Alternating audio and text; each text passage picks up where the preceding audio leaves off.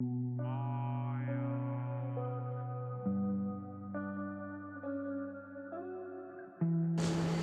Students, मैं अनीता यादव आपका स्वागत करती हूँ हमारी हिंदी कक्षा में।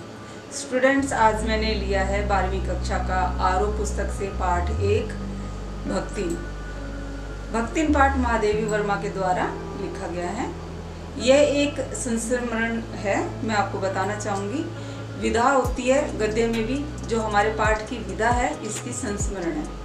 ये स्मृति की रेखाएं महादेवी वर्मा जी की जो एक संस्मरण है उसमें से लिया गया है। तो स्टूडेंट्स, सबसे पहले मैं आपको एक बात बताना चाहूँगी, आप मेरी इस वीडियो को बिल्कुल ध्यान से देखेंगे, स्किप नहीं करेंगे। और इतना विश्वास मैं दिलाती हूँ आपको, अगर आपने लेसन अब तक नहीं भी पढ़ा होगा ना, और मेरी वीडियो अगर आपने ध्यान से देख ली, तो आपको पाठ पढ़ने की ज़रूरत नहीं होगी। और इसके साथ साथ मैं आपको क्वेश्चन आंसर भी डिस्कस करूँगी बीच बीच में, ताकि आपको ये रहे कि कौन कौन से क्वेश्चन हमारे लेसन में बन रहे हैं। तो पाठ की शुरुआत करते हैं हम। महादेवी वर्मा जी ने पाठ की शुरुआत की है भक्तिन के, जब उनके घर में आती है भक्तिन काम के लिए, तो वो वहाँ से शुरू ना करके मैं आपको शुरुआत से बताऊंगी कि जो भक्तिन है उसका वास्तविक नाम लक्ष्मी था। ये एक अहीर गोपालक है, उनकी बेटी थी गांव झूसी में, और इनकी विमाता थी। विमाता यानी कि सौतेली माता। जब ये मात्र 5 वर्ष की थी तो इनके पिता ने इनका विवाह कर दिया, जो कि एक हमारे समाज में कुप्रथा थी, उसी के अनुसार बाल विवाह था। और माता उनसे भी आगे निकली, क्योंकि वो अपनी संपत्ति की सुरक्षा में थी, क्योंकि पिता अपनी पुत्री से बहुत प्रेम करते थे। इसलिए उसने खाली 9 वर्ष की थी तब इनका गोना कर दिया। अब इनका विवाह हंडिया ग्राम में हुआ था। जो इनके पति थे वो तीसरे नंबर के पुत्र थे। इनकी सास भी 3 पुत्रों की माता थी। अब इनका विवाह हंडिया ग्राम में हो गया है, तो वहाँ एक और बात आई है पाठ में कि पुत्रों को अधिक महत्व दिया जाता था, पुत्रियों को इतना समाज में महत्व नहीं दिया जाता। और इनकी विमाता जो अपनी संपत्ति के प्रति इतनी सचेत थी कि उसने इतना ध्यान दिया कि इनके पिता जब बीमार हुए तो उसकी सूचना नहीं भेजी लक्ष्मी तक। और जब इनके पिता की मृत्यु हुई तो इन्होंने इनके सास के पास संदेशा भेजा कि पिता की मृत्यु हुई। और सास ने भी अपनी देखो योजना क्या बनाई कि उसको ये नहीं बताया कि इसके पिता की मृत्यु हुई, कि वो रोने धोने से बचना चाहती थी। उसने खाली ये कह दिया कि जाओ, बहुत दिन हो गए तुम्हें नहर नहीं गई हो। नहर यानी मायका, अपने मायके हो आओ, अपने माता पिता से मिलाओ। इससे तो मानो लक्ष्मी के पंख ही लग गए। बड़ी खुशी खुशी गहने जेवर पहन के वो अपने मायके गई। और जैसे जैसे गांव के नज़दीक पहुंची तो लोगों की जो अस्पष्ट बातें, हाय अब पहुंची है लक्ष्मी, अब आई है, तो इससे उसके मन में शंका हुई कि क्या हुआ ऐसा। और जैसे जैसे वो घर पहुंचती है उसे पता लगता है कि पिता की मृत्यु हो चुकी है। उसे इस बात का बहुत गुस्सा आया और वो उसी वक्त बिना पानी पिए अपने वापस ससुराल में आ गई। और इस बात पे आके पहले तो पूरा गुस्सा सास के ऊपर निकाला, क्योंकि उसकी सास ने उसे बताया नहीं कि उसके पिता की मृत्यु हो गई है। और फिर दूसरा गुस्सा निकाला अपने पति के ऊपर, गहने जेवर उतार उतार के उसके ऊपर फेंक। इस प्रकार उसके जीवन का दूसरा अध्याय शुरू होता है। मैं बताऊंगी आपको, इस पाठ में भक्तिन के जीवन के 4 अध्यायों में बांटा गया। यहाँ दूसरा अध्याय शुरू हो रहा है जब उनके पिता की मृत्यु हो जाती है। अब दूसरी विडंबना देखो लक्ष्मी के साथ क्या होती है कि इसकी सास थी वो 3 पुत्रों की माता थी, और इसकी जो 2 जेठानियां थी वो भी पुत्रों की माँ थी। तो और इसके साथ इसने एक के बाद एक करके 3 बेटियों को जन्म दे दिया। इससे क्या हुआ, परिवार में उसकी उपेक्षा हो रही थी। जेठानियां थी वो सास के साथ बैठी दिन भर बातें मारती रहती थी, गप्पे मारती थी। और जो लक्ष्मी थी यानी कि भक्तिन, जो पाठ की ये मुख्य नायिका है हमारी, ये बेचारी दिन भर काम करती, कंडे थापती, और इसकी बेटियां भी इसके साथ काम करती थी। और खाने के लिए इनको इतना अच्छा भोजन नहीं दिया जाता था। और जबकि जो जेठानियां थी उनके बेटे बड़े काले कलूटे से थे, दिन भर गाँव में घूमते रहते थे और उनको खाने के लिए अच्छा अच्छा खाना मिलता था।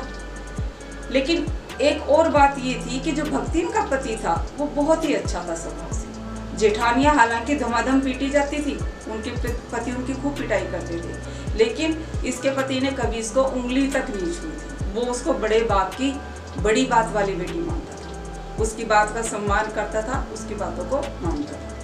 अब दूसरी बात ये थी, पति उसके कहने में था और उसको सारा काम वही करती थी, तो उसको सारा पता था। पति को अपने हक में लेके इसने बंटवारे के लिए तैयार कर लिया। अब पति इसके कहने में था ही, वो अलग हो गई। और अलग होने में इसका क्या फ़ायदा होता है, क्योंकि देखो जो काम करता है उसी को तो पता होता है ना क्या अच्छा है क्या बुरा है। घर में जितने भी अच्छे अच्छे पशु थे, खेत थे, आम के बाग थे, इसने छांट छांट के सारे वही ले लिए अपने हिस्से में। और हालांकि दिखावा यूं करती रही कि वो खुश नहीं है, और अंदर से तो उसको पता था ना कौन से अच्छे है। और ये करके उसने पति के साथ होकर बंटवारा कर लिया, और वो अपने पति के साथ अलग हो गई और अपने खेतों के अच्छे से देख रेख करती थी। अब पति के साथ काम करने से इनके बाग पशु सब अच्छे से फल फूल रहे थे। और दूसरा इसकी किस्मत की मार देखो, भक्तिन अभी मात्र 29 वर्ष की थी और पति की उम्र यही 36 वर्ष थी कि एक बेटी का तो उसने विवाह कर दिया था, 2 बेटियां भी कुंवारी थी कि पति की मृत्यु हो गई। अब उसके भाग्य की मार देखिए, पति की मृत्यु होने के बाद जो इनके जेठ जिठौत थे, समझ रहे हो ना, जिठौत जेठ के बेटे और जेठ उसके जेठ थे। अब उनके मन में लालच आया कि अब इसके पति की तो मृत्यु हो गई है और संपत्ति उनकी अच्छी थी, वो उसकी संपत्ति को हथियाना चाहते थे।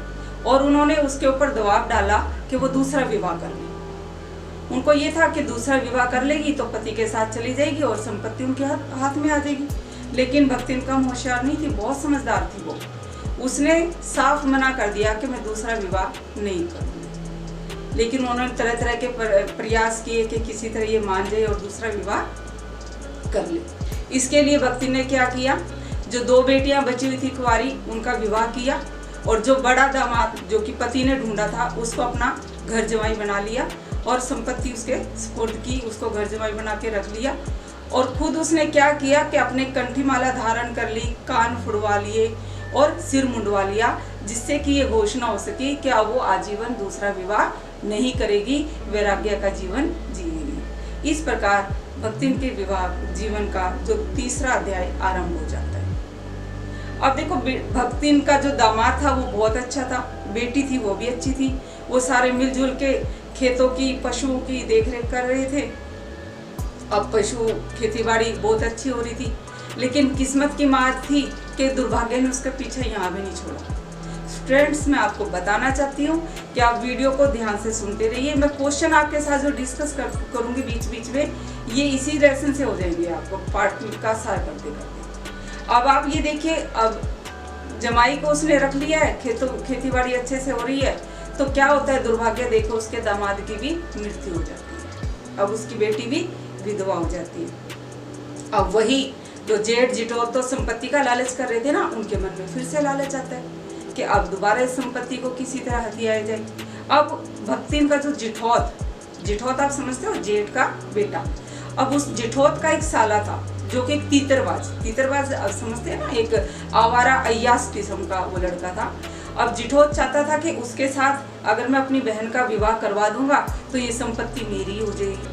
और वो प्रस्ताव लेके गए अपनी बहन के पास कि अब इसका विवाह उसके अपने साले के साथ करा देता हूँ। लेकिन भक्तिन की बेटी भी कम समझदार नहीं थी, वो भी माँ की तरह बहुत समझदार थी। उसने साफ मना कर दिया कि मैं विवाह नहीं करूँगी। और दोनों माँ बेटी अपना मेहनत कर रही थी, खेतों के साथ पशुओं के साथ बहुत अच्छे से हो रहा था। लेकिन कहते हैं ना कि लालच बुरी बला है। जेठ जिठौत के मन में लालच था और वो संपत्ति को हथियाना चाहते थे। उन्होंने अब एक योजना बनाई कि किस प्रकार, क्योंकि वैसे तो वो विवाह के लिए मान नहीं रही थी, अब उन्होंने एक ऐसी योजना बनाई कि इसको किसी प्रकार अपनी योजना में फंसाकर अपना जो उसका तीतरबाज साला है उसका जमाई बना दो। अब एक दिन क्या हुआ, भक्तिन घर में थी नहीं, वो बाहर गई हुई थी और उसकी बेटी अकेली घर में थी। ऐसे में मौका देखकर जिठौत ने अपना जो तीतरबाज साला है उसको उनके घर में भेज दिया और वो तीतरबाज साला उसके घर में घुस गया जब बेटी अकेली थी और उसने अंदर से दरवाजा बंद कर लिया। अब इसी समय जो उसका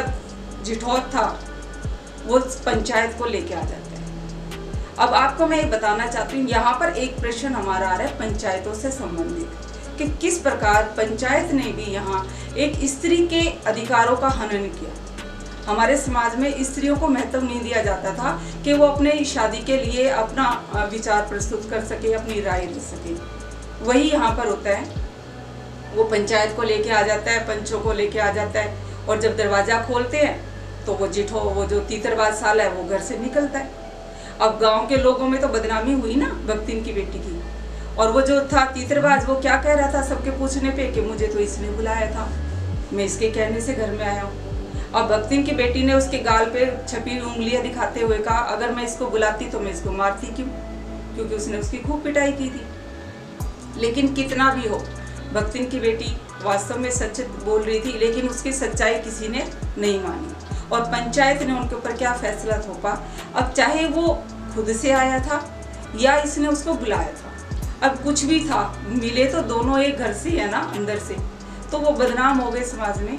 तो पंचायत ने उनको क्या फैसला सुनाया कि अब आप दोनों को पति पत्नी की तरह रहना पड़ेगा। अब भक्तिन और भक्तिन की बेटी दोनों को इस बात पर बहुत क्रोध आ रहा था, लेकिन क्या करें, पंचायत के फैसले के सामने उनकी कुछ ना चली। अब माँ बेटी को जबरन उसे अपनाना पड़ा। अब तीतरबाज साला था, वो तो तीतरबाजी करेगी, वो तो और आराम से करने लगा, क्योंकि काम धाम तो उसे करना नहीं था। वो तो और अय्याश हो गया, क्योंकि माँ बेटियां दिन भर काम करती थी और वो मजे से तीतर लड़ाता था। तो इसका भी एक घर में क्या प्रभाव पड़ता है, जब वो तीतरबाजी करता है तो घर में क्लेश बढ़ जाता है। क्लेश बढ़ना, नशा करना, तीतरबाजी करना, खेतों की देख रेख नहीं हो पाती, पौधों की देख रेख नहीं हो पाती, पशुओं की देख रेख नहीं हो पाती। जो इतनी मेहनत से माँ बेटी ने अपने खेतों को, पशुओं को संभाल के रखा था, घर के क्लेश में वो सब बर्बाद होता गया। और इतना हो गया कि एक बार तो ऐसा समय आया कि जो लगान चुकाया जाता है, जमींदार लगान वसूल करने आते हैं, तो वो लगान भी नहीं चुका पाए और जमींदार ने भक्तिन को उसकी सजा दी, क्योंकि वो लगान चुका नहीं पाए थे, फसल बर्बाद हो रही थी देख रेख ना होने के कारण।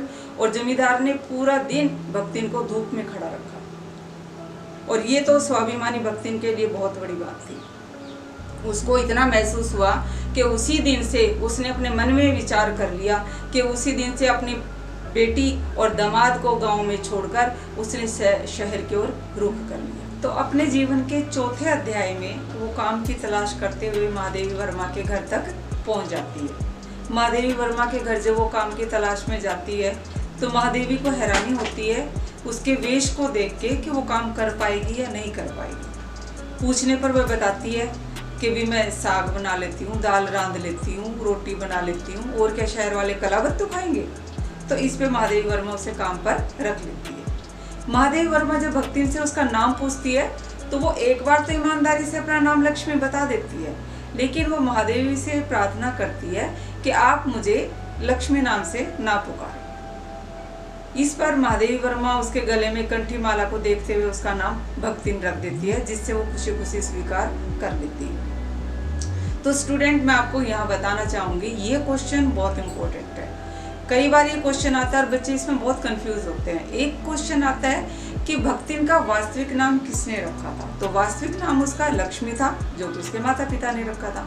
और दूसरा क्वेश्चन आता है कि भक्तिन का ये नाम किसने रखा था और क्यों रखा था।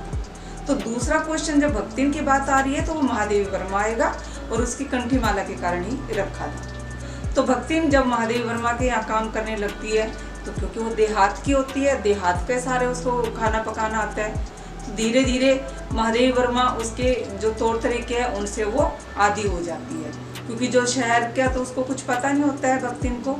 गाँव में जो पकाती थी मोंबे की लपसी, बाजरे की खिचड़ी, मोटी मोटी रोटी बना देती थी, चटनी बना देती थी, और ज़्यादा कुछ होता था तो गुड़ दे देती थी उसको। अब महादेवी वर्मा को शुरू में तो दिक्कत हुई, लेकिन धीरे धीरे वो भी उसकी आदी हो गई। और तो और भक्तिन के आने से महादेवी वर्मा अधिक देहाती हो गई थी। ये भी आपके अभ्यास में क्वेश्चन है कि भक्तिन के आने से महादेवी देहाती कैसे हो गई। इसका कारण ये था कि जो भक्तिन थी उसका स्वभाव ऐसा था कि वे दूसरे व्यक्तियों को अपने अनुसार ढाल लेती थी, लेकिन खुद को नहीं बदलती थी। अब महादेवी को भी उसके साथ रहते रहते उसकी बहुत सी कमियों के बारे में पता लग गया था, क्योंकि वो कई काम ऐसे करती थी, जब उसको बुलाती थी तो वो ऐ करके बोलती थी, धोतियाँ साफ नहीं धोती थी, अपनी सारी चीज़ें महादेवी वर्मा को उसने खिला दी, सारी बातें सिखा दी, लेकिन खुद कभी उसने ढंग से एक रसगुल्ला भी नहीं खाया था शहर का। तो इस बात मामले में महादेवी वर्मा उससे परेशानी तो हुई शुरू में, लेकिन शिकायत भी नहीं करती थी। अब दोनों का लगाव इतना हो गया था, अगर कोई भक्तिन से ये पूछता था कि तुम्हें महादेवी के यहाँ काम करते कितने समय हो गया, तो वो यही बताती थी कोई 50 वर्ष हो गए होंगे। अर्थात वो महादेवी के साथ रहे हुए समय को बहुत अधिक लंबा करके बताती थी। अब धीरे धीरे महादेवी वर्मा के साथ उसका इतना लगाव हो गया था कि वो अपनी बातों को अधिक महत्व देने लगी थी। कई बार महादेवी वर्मा ने उसकी कई गलतियां देखी थी। एक तो क्या करती थी वो, जैसे घर में इधर उधर पड़े पैसे होते थे ना, उनको उठा के भंडार घर था उसकी एक मटकी में रख देती थी। और कोई उससे पूछता कि कहती है कोई चोरी थोड़ी है, संभाल के रखें। और भक्तिन झूठ भी बोलती थी और कहने पर ये कह देती कि इतना झूठ तो धर्मराज को भी बोलना पड़ता होगा भगवान को खुश रखने के लिए। यहाँ पर ये क्वेश्चन मैं आपको इसलिए बता रही हूँ कि यहाँ एक क्वेश्चन भक्तिन का चरित्र चित्रण का आता है, तो उसमें आप ये बताओगे। और धीरे धीरे महादेवी और भक्तिन का इतना लगाव हो गया था कि महादेवी के साथ हर वक्त वो एक छाया की तरह रहती थी। सुबह उठती थी, घूमने जाती थी तो उसके साथ जाती थी। रात को महादेवी की आदत थी कि वो देर तक पढ़ाई का, जैसे कॉपी चेक करनी है, पेपर चेक करने हैं, कविताएं लिखनी है, चित्रकारी करनी है, तो वो देर तक जागती थी। तो ऐसे में वो सभी नौकर चाकरों को ये कहती थी कि अरे कोई मदद कराओ ना मालकिन की। अब ऐसे में क्या मदद कराए, तो इससे उसको लगता था कि मेरी मालकिन तो इतनी पढ़ी लिखी है कि कोई उसकी मदद भी नहीं करा सकता। जब सारे लोग सो जाते थे और रात को महादेवी अकेली काम करती थी तो भक्तिन भी उसके साथ बैठी जागती रहती थी और उसकी सहायता करती थी। अनपढ़ होने के बावजूद भी उसको ये पता होता था कि अगर वो कोई पूछती तो पूछती कौन से रंग की फाइल दूँ, वो रंग से उसको बता देती थी। थक जाती तो उसको चाय बना के दे देती या कभी शिकंजी बना के दे देती, और सुबह वही जल्दी उठ के काम करना होता था। महादेवी वर्मा के पास कई पालतू जानवर भी थे। गोधुली बिल्ली थी, वसंत कुत्ता था, सोना हिरनी थी, क्यों इनकी भी देख रेख करनी होती थी। तो भक्तिन को सुबह जल्दी उठना होता था। ऐसी ये घटना के बारे में महादेवी जिक्र करती है कि उन्होंने एक बार ये घोषणा कर दी कि उनके घर में जितने भी काम करने वाले हैं सारे अंगूठा लगा के तनख्वाह नहीं लेंगे, अर्थात हस्ताक्षर करेंगे। अब हस्ताक्षर करने के लिए तो पढ़ना लिखना पड़ेगा, और भक्तिन बिल्कुल नहीं पढ़ना लिखना चाहती थी। एक तो वो उम्र में सबसे बड़ी थी, जितने भी घर में काम करने वाले थे वो उनके साथ बैठ के पढ़ना अपना वो मानती थी कि मैं तो इनसे बड़ी हूँ। अब उसने एक तरीका निकाला पढ़ाई से बचने के लिए। वो क्या कहने लगी कि मालकिन तो सारा दिन किताबों में गड़ी रहती है और मैं भी पढ़ने लगूंगी तो घर की देख रेख कौन करेगा। और इसी से उसको पढ़ाई से भी छूट मिल गई। और वो सारे जब पढ़ाई कर रहे होते थे ना, बीच में इंस्पेक्टर की तरह घूम के चेक करती थी कौन धीरे लिखता है, कौन कैसे करता है। तो ये सारी बातें उसको अपने हिसाब से वो कर लेती थी। दूसरा, महादेवी एक जिक्र करती है वो शास्त्रों को भी अपने अनुसार ढाल लेती थी। वजह कि भक्तिन हर बृहस्पतिवार के दिन एक उस तरह से अपना वो करती थी, सिर घुटवाती थी, अर्थात बाल कटवाती थी, जो कि एक कुप्रथा थी। महादेवी ने जब उसको मना किया कि ऐसा करना गलत है, ऐसा मत किया करो, तो उसने कहा ये तो शास्त्रों में भी लिखा हुआ है। अब महादेवी ने पूछा कौन से शास्त्र में लिखा है, क्या लिखा है, तो कहा तीर्थ गए मुंडाए सिद्ध। हालांकि महादेवी को पता था ये किसी शास्त्र में नहीं लिखा है, किसी व्यक्ति के द्वारा कही गई है, लेकिन उसने उसके साथ बहस नहीं की और वो इसी तरह हर बृहस्पतिवार को बाल मुंडवाती रही अपने। अब महादेवी वर्मा के घर जितने भी लोग आते थे तो भक्तिन भी उन्हीं के अनुसार उनका मान सम्मान करती थी जितना वो महादेवी वर्मा के करते थे। एक बार युद्ध की जब स्थिति उत्पन्न हुई तो भक्तिन की बेटी, उसका दामाद उसके पास आई कि आप चलो, युद्ध का हालात ज़्यादा खतरनाक होते जा रहे हैं तो आप गांव में चलो। लेकिन भक्ति ने उनके साथ जाने से मना कर दिया। लेकिन युद्ध का तो भय बना हुआ था ना, इसलिए उसने महादेवी से कहा कि आप मेरे साथ कुछ समय के लिए गांव चलो और वहां से फिर जब युद्ध टल जाएगा फिर वापस आ जाएगी। अब महादेवी वर्मा ने उसको टालने के लिए एक बहाना ही बनाया था कि मेरे पास पैसे नहीं है, मैं गाँव में जाके रहने का खर्च नहीं कर सकती। तो ऐसे में उसने एक बहुत बड़ा जबरदस्त रहस्य का उद्घाटन किया महादेवी के सामने। उसने क्या कहा कि मेरे पास भंडार घर की मटकी में 5 बीसी और 5 रुपए रखे हैं। आप समझते हैं 5 बीसी और 5 कितने होते हैं? 5 गुना 20 यानी कि 100 और 5 105 रुपए। तो इस बात पे महादेवी को भी बड़ी हैरानी हुई कि भक्ति ने इतनी कंजूस और उसके लिए पैसे भी निकालने के लिए तैयार हो गई है। लेकिन महादेवी ने किसी तरह कह के उसको गांव जाने से मना कर दिया। हालांकि वो बता रही थी भक्ति ने उसको कि मैं सारी व्यवस्था शहर की तरह गांव में कर दूंगी, लेकिन महादेवी वर्मा नहीं थी। अब महादेवी वर्मा के जितने भी परिचित थे उन सबको पता था कि भक्तिन का एक ही सबसे बड़ा डर है और वो डर है जेल की दीवारें। जेल का तो नाम सुनते ही भक्तिन को चक्कर आते थे और वो लोग क्या करते थे, उसको डराने के लिए उसके सामने ऐसे ही झूठे कह देते थे कि शायद महादेवी जी को जेल में जाना पड़ेगा। अब तो भक्तिन के लिए बड़ी समस्या हो गई। क्यों? बेशक उसे कितना डर लगता हो, माँ बाप के साथ किसी को जाने की अनुमति हो या ना हो, अपने बेटा बेटी के साथ किसी को जाने की अनुमति हो या ना हो, लेकिन अगर महादेवी वर्मा कहीं जाएगी तो उसके साथ भक्तिन भी जरूर जाएगी। और वो जब उसे पता लगता कि महादेवी जी को जेल होगी तो उसके पास जाती और उससे पूछती कि कितनी धोती में साफ साफ करके धो लूँ ताकि वहाँ जेल में जाऊँगी। तो महादेवी पूछती क्यों, कि आप जेल में जाओगे तो मैं भी तो जाऊँगी।